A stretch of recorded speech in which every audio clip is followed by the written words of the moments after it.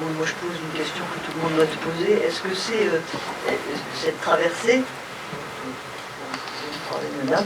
c'est une traversée que tu as sentie nécessaire pour toi à un moment donné, ou que tu as senti nécessaire parce que tu voulais rentrer dans quelque chose qui concernait un questionnement qui était assez loin de toi et qui t'interrogeait sur comment en Algérie on vivait cette question de l'amour, qui est partout compliquée, hein, ça ne dit jamais, il n'y a pas qu'en Algérie, c'est compliqué.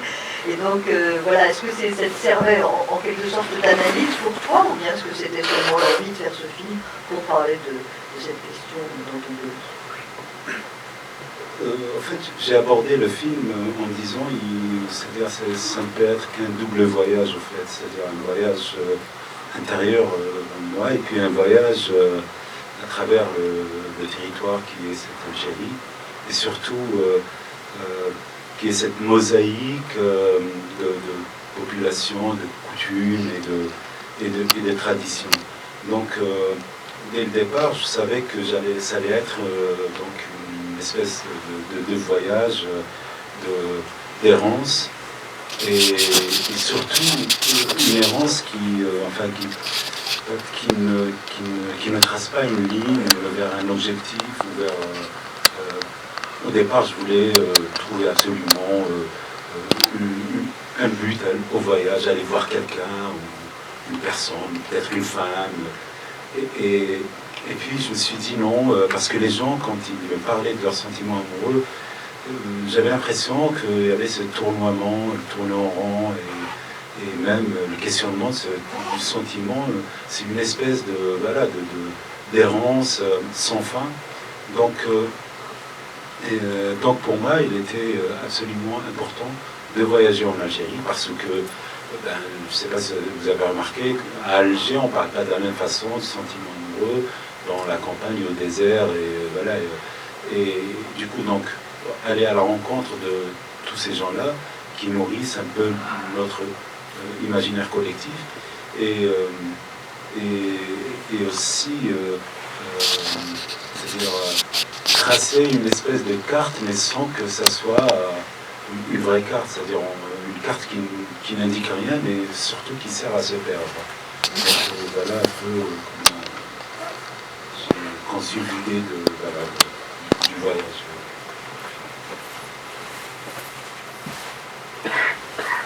Alors, une question sur ces allers-retours avec le minuscule.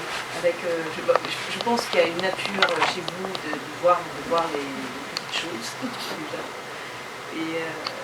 Mais pourquoi autant de fois quel sens pour vous dans le montage vous avez voulu donner à ces allers-retours avec ces insectes petits Question.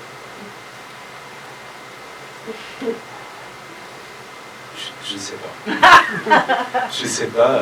Tout simplement, moi, c'est-à-dire quand je suis dans cet état-là, je suis attiré par les petites choses,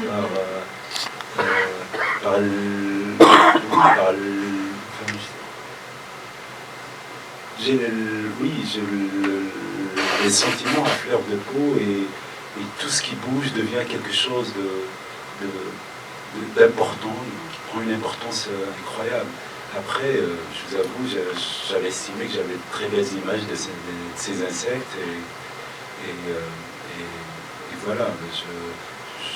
À un certain moment, je me suis dit, ils ont tout à fait leur place dans ce film. C'est-à-dire, le temps que ces insectes apportent au film allait dans le sens de cet état d'errance et de questionnement. Après, moi, je pense ce qui nous définit, nous, en tant qu'humains, c'est le doute. Et j'avais l'impression que les insectes ne doutaient pas, c'est-à-dire tracer, ne se posaient pas de questions, et parfois on s'est dit, quelle chance. Il y a une très belle image en macro, j'ai l'impression, où on voit les pores de la peau avec la sueur qui arrive, qui repart, qui arrive, qui repart. C'est super beau ça. Non? Si, le rythme de la respiration. Mais je ne savais pas que la sueur était rythmée par notre respiration. Et c'est vrai, je trouve ça assez magique. Mais après, par rapport à la peau, justement, moi, je voyais cette texture comme ce territoire que je traversais, comme ces cartes qui perdaient leur ligne. J'ai une question. Je pense que Nous, on n'entend pas. Nous, on n'entend rien. D'accord. Sans un emprunt d'un nouveau mot dans l'arabe de la Delja. Donc, à ton avis, ça vient de quoi cette difficulté chez les gens du Nord? Difficulté d'un côté, facilité de l'autre. Il y a une différence. C'est lié aussi au rythme de la vie, au rythme de l'espace. Dans les villes, même la langue subit cette accélération des mots. On a besoin d'inventer des mots nouveaux pour justement déployer l'être dans cet espace-là. Et le rythme de la campagne ou du désert est tout autre. Le rapport donc à la langue, mais aussi à soi est peut-être différent, mais pas forcément plus problématique ou moins problématique, parce que pour moi, le jeune à la fin qui me dit c'est mes parents qui choisissent pour moi, il est pour moi autant en difficulté face à cette question que le jeune qui n'arrête pas de se contredire est-ce qu'elle a un passé ou pas, donc c'est-à-dire. Mais surtout, et ça, je ne sais pas si le film le rend un peu ou pas, c'est-à-dire que le rapport au sentiment amoureux, dans notre imaginaire, on le perd un peu, mais c'est surtout cette question c'est-à-dire de la rencontre avec soi. Le questionnement, quand on est interpellé par ce qui nous arrive, quand on est chamboulé par le sentiment amoureux, nous fait rencontrer avec nous-mêmes. Et comme la société telle qu'elle est organisée aujourd'hui ne favorise pas ce questionnement, on le vit dans la contradiction et parfois dans la dureté, dans l'incompréhension. Et j'ai l'impression que ce que expriment les gens est de cet ordre-là, c'est-à-dire la violence des gens qu'on subit parce qu'on n'a pas l'habitude de déchiffrer ça, de décoder ce qui nous arrive. On vit dans une société où l'individu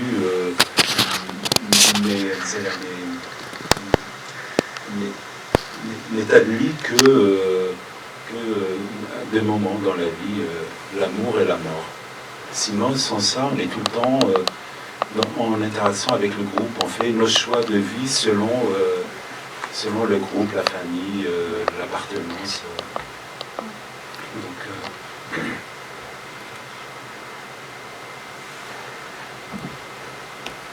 Un peu de ces rencontres, peut-être comment elles se sont faites aussi, les rencontres. Parce que ça a duré 5 ans, c'est ça comme... Oui, enfin, 1 an et demi de tournage et puis quelques années de montage. Là, les rencontres, il y a des rencontres qui ont été un peu prévues, organisées, et puis d'autres, c'était au hasard du voyage, des lieux où j'allais. Ce qui est sûr, c'est qu'au départ, moi, je pensais que les gens allaient être très, très réticents à l'idée de témoigner de leurs sentiments amoureux devant la caméra. Et puis, je me suis rendu compte qu'il y avait une demande assez incroyable.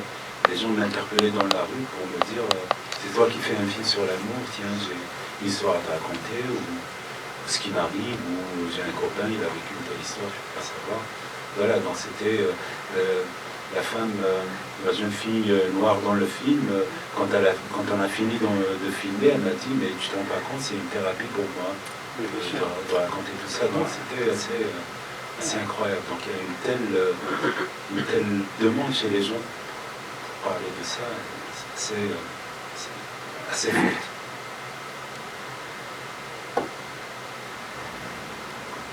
Plein de questions à poser. C'est-à-dire qu'à la fois sur les rencontres, en effet, comment tu les as faites, et il y a des rencontres très différentes, à la fois sur ce que tu nous proposes comme à nous, ici, là où je suis en France, là maintenant, comme vision de ce que les Algériens de générations très différentes ont comme approche de ce qui peut construire ou ne pas construire leur vie, c'est-à-dire rencontrer la personne avec qui ils vont avoir un sentiment amoureux. Ça, c'est une chose, c'est-à-dire que ça m'a paru vraiment très intéressant, mais aussi ça m'a paru à certains moments très compliqué de rentrer, enfin on avait l'impression qu'il disait à la fois beaucoup de choses, mais qu'en même temps il y a des choses qui sont très importantes et qui ne sont pas dites, c'est-à-dire que le poids tu les suggères, mais à un moment donné on a l'impression qu'elles sont là, puis elles sont pas dites, elles sont lourdes, c'est le poids de la tradition, de la famille, de ce que la mère en particulier impose à son fils, à sa fille d'ailleurs. Voilà, ça c'est une chose. Après, il y a une seconde chose dont on ne parle jamais, mais ce n'est pas forcément important, mais qui est quand même là sous-jacente, et surtout chez les jeunes, c'est la question de la frustration. On parle de frustration, mais jamais de désir, et dans la question de l'amour. Et on ne parle jamais de désir physique, bien sûr. Et donc, je dis bien sûr parce que c'est souvent difficile partout d'en parler. Donc ça c'est la deuxième question, voilà, c'est-à-dire comment tu as choisi de ne pas aller plus loin, ou bien est-ce qu'on ne pouvait pas aller plus loin? En fait, c'est ni l'un ni l'autre. Enfin, pour la frustration, c'est-à-dire s'il s'agit de frustration sexuelle, c'est je dirais, moins important que c'est-à-dire la difficulté face au sentiment amoureux. En Algérie, aujourd'hui, c'est le sentiment amoureux, la rencontre avec le sentiment amoureux qui fait bouger plus la personne que le désir sexuel. C'est-à-dire les gens se débrouillent, malgré tout, malgré toutes les contradictions, avec leur désir sexuel, que ce soit les hommes, les femmes, les gens dans la campagne. Peut-être qu'il faut faire quelque chose autour de la sexualité des Algériens. Vous allez voir, elle est parfois banale. C'est-à-dire, il n'y a rien de révélateur ou de particulier elle est faite beaucoup de débrouilles parce que effectivement elle est très codée, le mariage qui organise tout ça. En tout cas, la société a trouvé une organisation pour gérer la sexualité des gens. Jusqu'à il n'y a pas très longtemps, le taux de mariage en Algérie était à 90%. C'est-à-dire que les gens se mariaient très jeunes. C'est-à-dire que la notion de frustration n'existait pas. Elle est toute moderne. C'est-à-dire à partir des années 80, 90 et ainsi de suite. Là, elle commence à être désamorcée parce que le célibat est devenu quelque chose de tellement fréquent dans la société que les gens commencent à accepter le fait de faire l'amour en dehors du mariage et avant. Et puis la virginité, elle est de moins en moins, surtout dans les villes, elle est de moins en moins importante à partir du moment où la nuit de noces ne se passe plus chez la famille, mais dans des chambres d'hôtel entre les deux mariés. Cette question-là est en train de se faire évacuer. C'est-à-dire, le rapport donc à la sexualité, effectivement, bouge, traverse des crises et des changements, mais c'est-à-dire c'est une espèce d'avancée tranquille. Par contre, le sentiment amoureux, cristallise tout ce que la société et les individus traversent comme moment difficile dans la vie.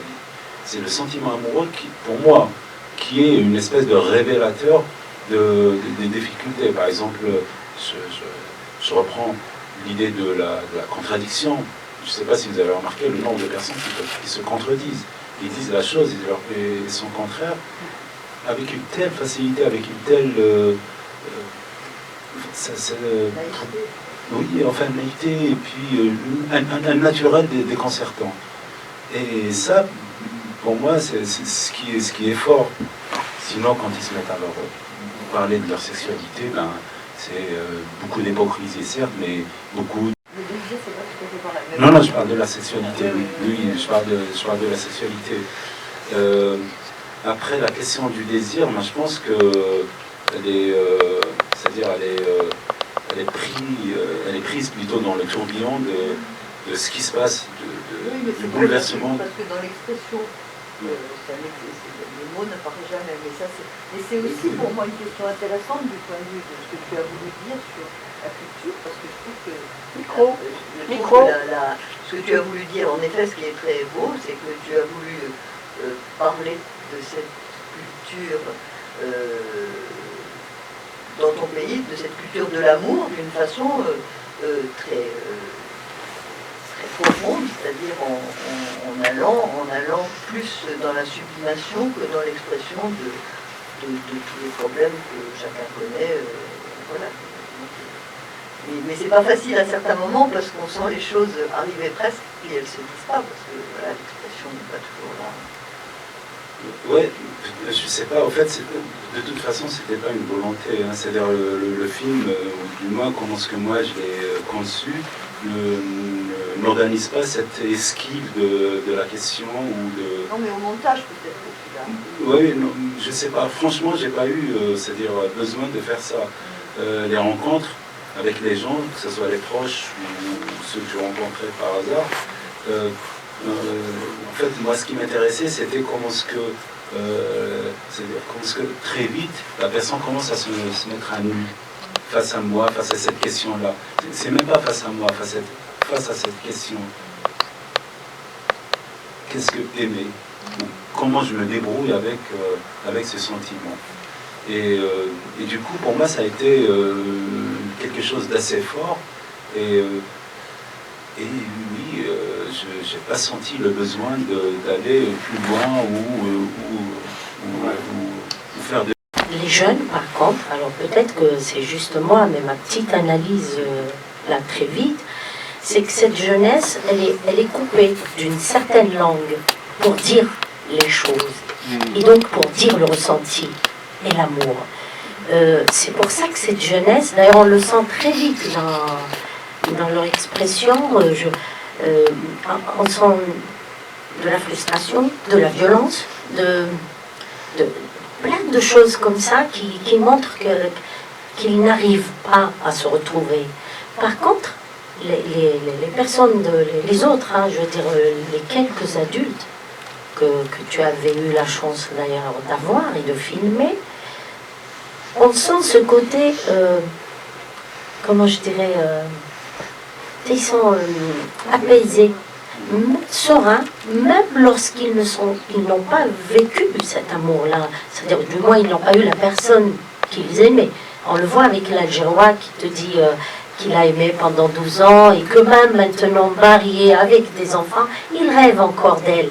Donc il a sublimé les choses, il a trouvé, moi je suis sûre, voilà, tout à fait.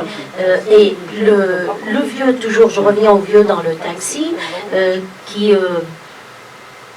a de la frustration, mais il a trouvé les mots. Moi je pense que, parce que dans le poème, c'est d'une beauté incroyable. Et je veux dire que cette jeunesse, si elle a été réellement élevée, ou si tu veux, sensibilisée à cette belle poésie, à mon avis, ils auraient aussi trouvé d'autres mots pour parler de leur ressenti. C'est parce qu'il y a coupure. Non, c'est plus vieux qu'Internet. Non, c'est vraiment plus vieux.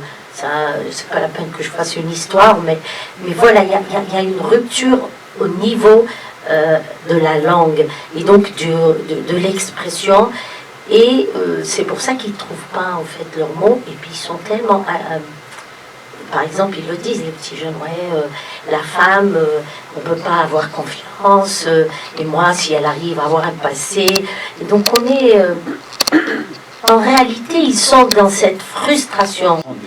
De parler de leurs sentiments ressemble à ce qu'ils vivent. Mais, c'est-à-dire, le rapport à la langue, moi je le trouve aussi riche chez ces jeunes-là, avec des mots qu'ils inventent, la hijab et je ne sais pas quoi d'autre. Le mettre pour dire, moi je ne vais pas avoir affaire à une fille qui a un passé, il invente une image, enfin, une phrase très imagée. Voilà, si je trouve une femme sans passé, je te mets un dinosaure dans un sachet. C'est-à-dire, voilà, il manque pas de mots, il manque pas d'imagination. Par contre, ils expriment une vraie tension, mais cette tension, elle est liée au changement que vit la société. Lui, il est face à un phénomène nouveau. C'est-à-dire, ce phénomène, c'est que les femmes vont à l'école, elles travaillent, elles ont de l'argent, elles ont cette indépendance. Et lui, c'est-à-dire dans son imaginaire ou dans notre imaginaire, l'homme ne sait pas quoi faire face à une femme qui a cette indépendance. Pour moi, c'est là où ça se joue. C'est que, j'ai envie de dire, il faut être optimiste. C'est-à-dire cette violence, elle est là parce que la société bouge. Et du coup, les conservateurs ne savent pas quoi faire. Ceux qui avaient les privilèges, entre autres les hommes, c'est-à-dire sont face à cette perte des privilèges. Mais ils finiront par trouver le moyen de s'adapter ou d'accompagner. Mais moi, je pense que c'est ce qu'il faut faire, au contraire. Mais ne pas se braquer parce qu'ils parlent de cette façon-là ou parce qu'ils montrent de... Moi, je pense qu'il faut les écouter. Et je voulais que, c'est-à-dire dans ce film, qu'on arrive à les entendre, à entendre cette contradiction qui est de l'ordre de la création. La dame qui dit moi, la fac, elle a perverti les femmes, et ma fille, il faut qu'elle aille à la fac. On peut pas faire mieux, c'est-à-dire en termes de créativité dans la contradiction. Et du coup, voilà, moi je voulais qu'on arrive à entendre ça, et du coup à se pencher sur ça. Et ce que cette contradiction révèle, c'est que on est face à un moment important qui est c'est-à-dire cette déstructuration, c'est-à-dire le modèle traditionnel ne tient plus, et on est à la recherche d'un nouveau modèle. Sauf que ni la politique, ni la religion, ni tout, enfin tout dans cette société n'accompagne pas cette déstructuration. Et du coup, on a juste cette crispation en face aux gens qui ont envie de maintenir le modèle traditionnel, notamment les religieux. Mais moi, ils sont dans leur rôle, les religieux. C'est aux autres de dire aux religieux, mais non, ça ne se passe pas comme ça. On ne peut plus revenir en arrière. On ne peut plus dire aux femmes, non, vous n'allez plus à l'école, vous n'allez plus travailler. Enfin, c'est-à-dire que... voilà.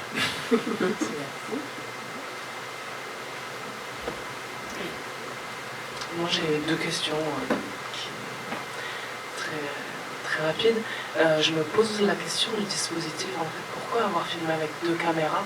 Après ça me questionne vraiment. Voilà, je ne sais pas exactement. Je trouve vraiment intéressant de te voir à l'image et c'est très fort que ça vienne de toi ce questionnement. Et une autre question comme ça qui...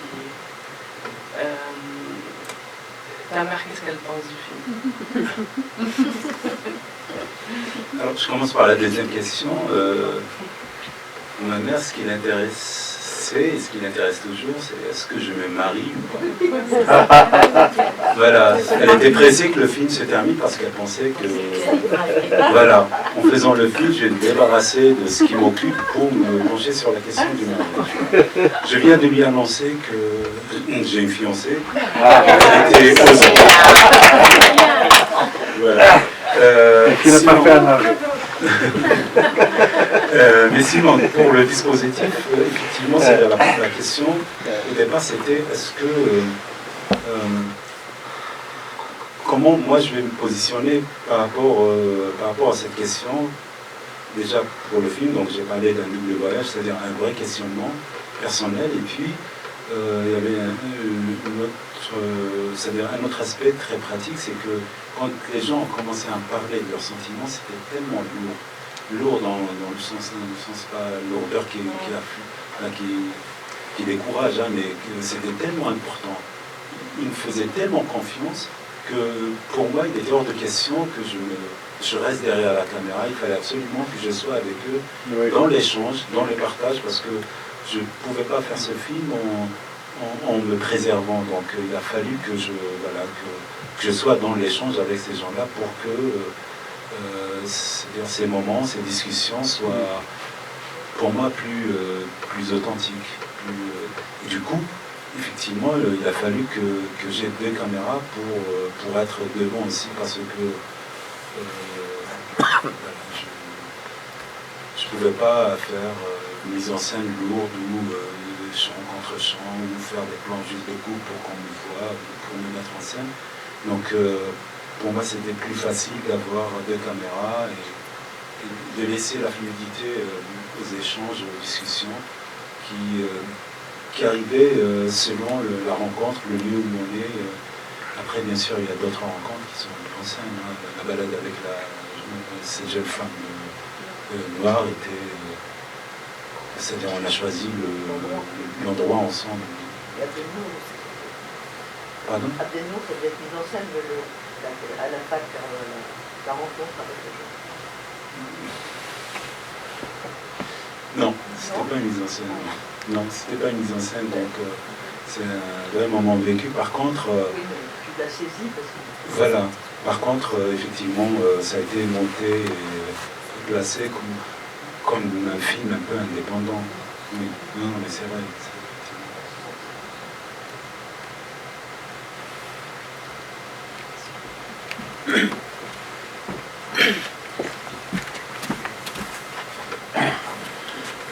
Je me suis régalé. D'un bout à l'autre. Voilà. Tu as raconté l'Algérie comme elle est. Tu as cette profusion de témoignages, bien entendu. C'est un constat formidable. C'est un peu ce qui est en train de s'exprimer actuellement. Parce que cette question de l'amour, d'accord, elle est là, mais elle va dire autre chose. Elle prévoit autre chose. Ça va. Mais ce que je veux dire, c'est que tout ce qui a été dit, en dehors des images ou du film, les témoignages sont toujours très belles images. Hein. Mais la profusion d'images qui viennent accompagner les paroles, que ce soit l'ombre d'un arbre, ou le vent dans les palmiers, et tous les bruits, les sons, les chants. Mais je me suis régalé, parce que ça a donné du plaisir à voyager et à rentrer dans le récit. C'est vraiment formidable. C'est un travail de témoin cinéaste, mais c'est aussi un plasticien qui a fait ça. Tu rentres dans les détails, la façon de faire intervenir, de ponctuer avec les insectes et la carte, etc. Ça, vraiment, je ne sais pas, mais je crois que tu as fait un travail très très fort, très fort. Vraiment, j'ai eu beaucoup de plaisir de voir ce film et ça me fait du bien que ce soit toi qui le fais. Ça, merci. Merci. Ouais, en fait,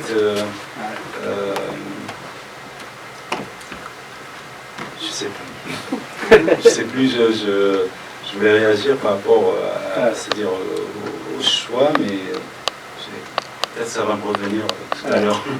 Non, pas là, je suis désolé. Ouais, mais merci beaucoup. Le rapport à la nature. Pardon ? Peut-être le rapport à la nature, présent tout au long. Ouais. L'histoire, le paysage. Ouais, mais au fait, voilà, c'est-à-dire que je voulais me donner cette liberté d'aller chercher des images, enfin, qui, à mon sens, pouvaient compléter, parce qu'il y a des choses qu'on n'arrive pas à dire, qu'on ne pourra jamais dire, qu'on ne pourra jamais exprimer. Et voilà, pour moi, le film ne pouvait pas se faire sans cette liberté d'aller chercher ailleurs ce que les mots n'arrivent pas à exprimer ou expriment. Je sais pas. Donc voilà, je voulais aller chercher, je voulais me donner cette liberté et surtout aussi ce rythme-là, je voulais que le film soit aussi un peu... on endure un peu le film, parce que cette question, elle n'est pas que plaisir, que joie, au contraire, elle est une mise en danger. Et je voulais que le film soit aussi, prend sa part de mise en danger. Et je sais que ça n'a pas fait beaucoup de bien au film, mais il a fallu que ça soit dans le film.